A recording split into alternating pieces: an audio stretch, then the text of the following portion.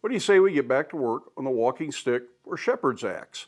I've taken this down to a 220 grit finish, so there's no hammer marks left in it. Nice and smooth. I think it'll show any decorative work quite nicely. But the eye is still just a little bit off center, and there's a little bit of a cold shut here, and I think I would like to take that out. So I'm going to use a die grinder for that. The other thing I want to do when I do the handle for this, which will probably be part 3, is to put some straps next to the handle. So those will interlock with the head somehow, and I need to figure that out. And then those straps get pinned to the handle, and that's part of what holds this on.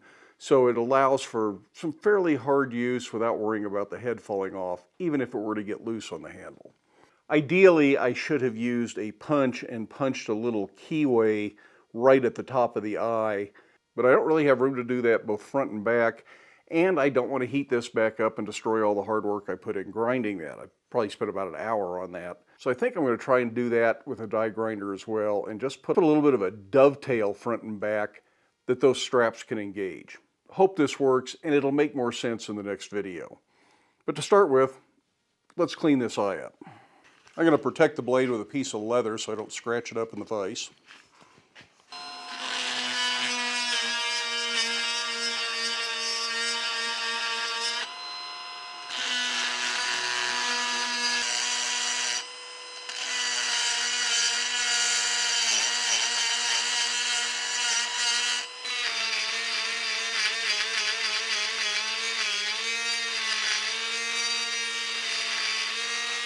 I'm going to see if I could cut that little dovetail effect with this really skinny burr in the die grinder.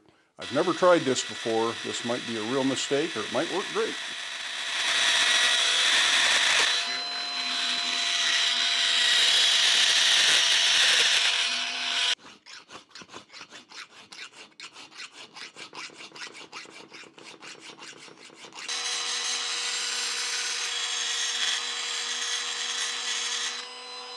I'm going to clean this up a little bit with a file, but I think this is what I'm going for.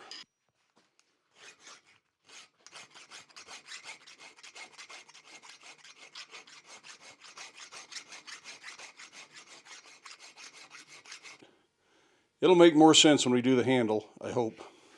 I made some rough sketches of some ideas in my head just to see what I might like for decorative work on this axe.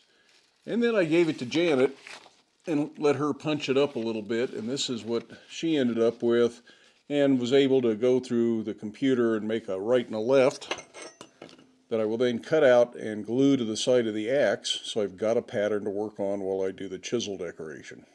And I just use regular old contact cement to glue the paper pattern on. I'll do it one side at a time because it'll probably wear off the back side if I chisel one side with the paper pattern on the other side. That way I could chisel right through the paper pattern and put the design on the axe. To do that, I have a set of small chisels in lots of different sizes and shapes that I typically use under the treadle hammer.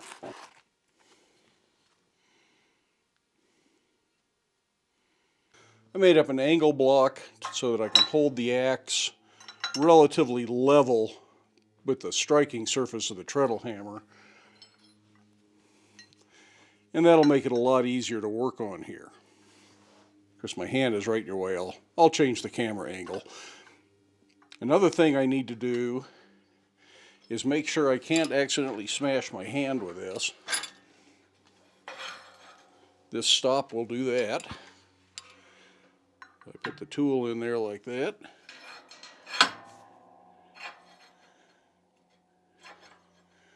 And run that up so I can't come any further down than that.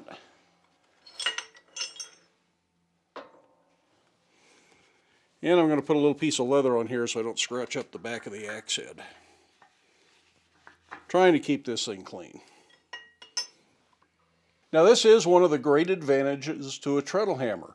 I can hold the axe head in one hand, the chisel I'm working with in the other hand, and I have really good control over what I'm doing. I can turn it, rotate it, do whatever I need to do. And I can take this wedge block out of here and turn it in 90-degree increments if I need a different angle. Plus it allows me to sit in a stool so I'm nice, comfortable, relaxed. I can take my time and do a good job on this.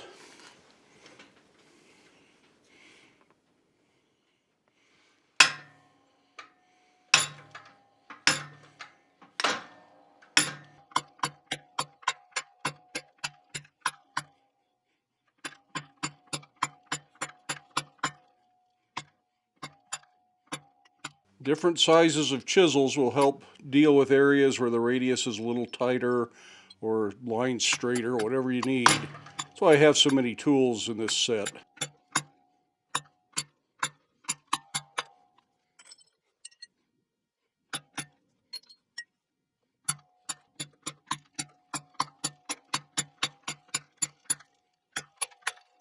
Most of my chisels are a little bit curved through here, and that allows them to turn a corner to some degree. When you get into these sharp corners, you still need the curved chisels, but the ones with just a curved end, I hope that makes sense, can go around a lot of these corners.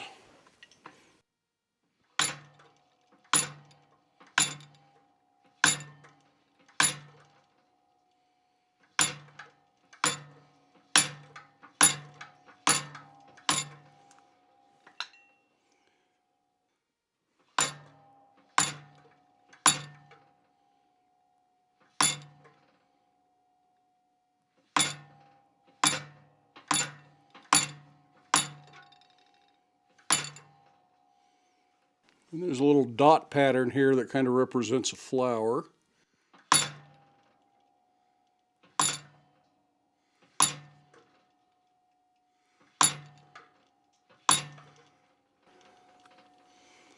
I hope you can see that. That went a lot faster than I thought it might.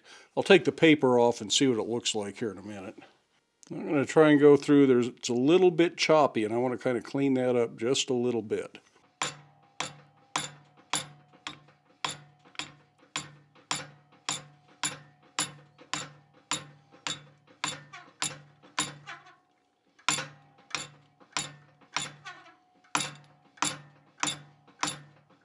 Sounds like I need to oil the pivot point on this.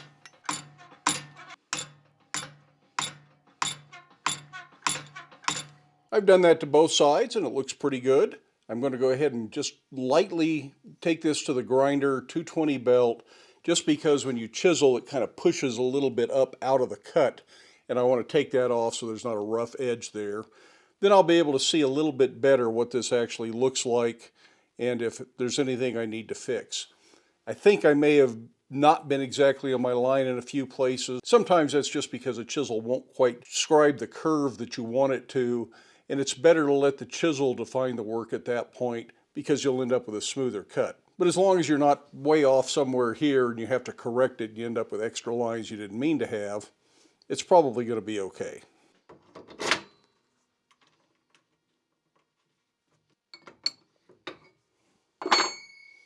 I'm using a soft wheel with a 220 grit belt, and that way I should end up with a nice smooth finish on this.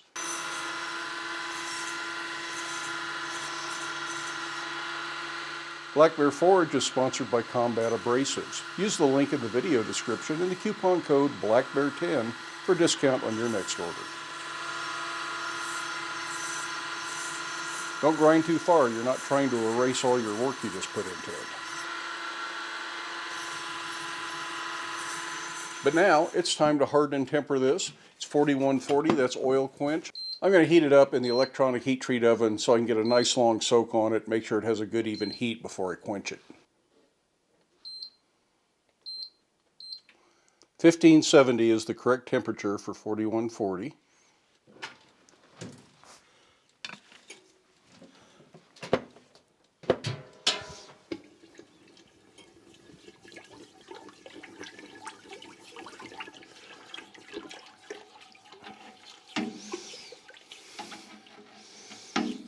Then I'll put this in the little oven for about an hour. It only goes as high as 450 Fahrenheit, and I'm going to actually temper this a little bit higher, but I can't go back and use the heat treat oven till it cools down below the ultimate tempering point.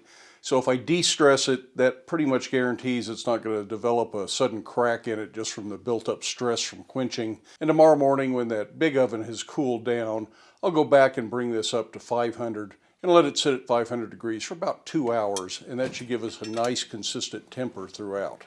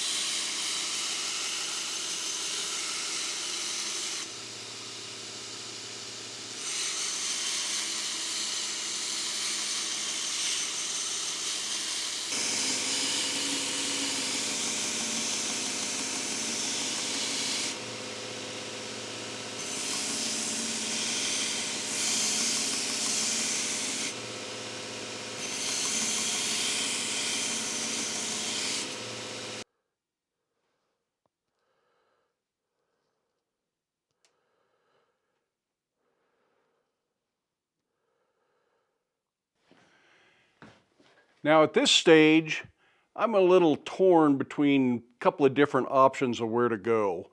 I can leave it like this, and I kind of like that black color, put a little wax on it. It's going to be a pretty good looking tool.